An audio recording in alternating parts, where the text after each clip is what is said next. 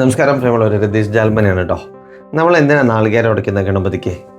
2025 December മാസം 29 തിങ്കളാഴ്ച ഇന്ന് രാവിലെ 7:40 വരെ രേവതി നാളാണ്, ശേഷം അശ്വതി നാളാണ് കേട്ടോ.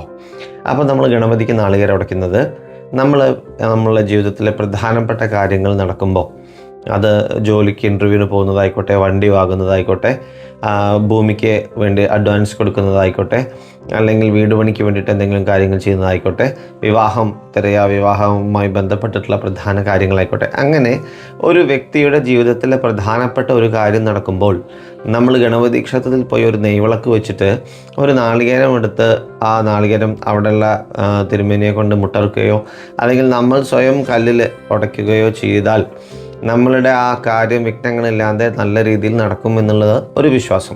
2 നാളികേരം ഉടയ്ക്കുന്ന സമയത്ത് നല്ല രീതിയിൽ അത് മുട്ടറക്കുന്ന സമയത്ത് 2 ആയിട്ട് പിളർന്നാൽ അത് വിഘ്നങ്ങളില്ലാതെ നന്നാവുമെന്നും, മുട്ടറക്കുന്ന സമയത്ത് അത് ചിഹ്നം ഭിന്നമാവുകയാണെങ്കിൽ തടസ്സങ്ങളുണ്ടെങ്കിലും ആ തടസ്സങ്ങളെ അതിജീവിക്കാൻ ഗണപതി ഭഗവാന്റെ അനുഗ്രഹം നമുക്ക് ഉണ്ടാവണേ എന്ന് നമ്മൾ ആ ഭഗവാനോട് ആത്മാർത്ഥമായി പ്രാർത്ഥിച്ച് നമ്മൾ ആ കാര്യത്തിന് ഇറങ്ങുന്ന സമയത്ത് വിഘ്നങ്ങളില്ലാണ്ട് നമ്മൾക്ക് ആ കാര്യം നേടുക തന്നെ ചെയ്യും എന്നുള്ളതാണ് വിശ്വാസം.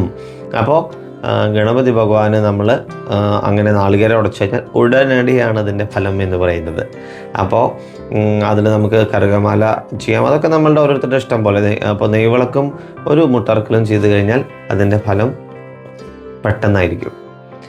എല്ലാവർക്കും ഒരു ശുഭദിനം നേരുന്നു. നന്ദി, നമസ്കാരം.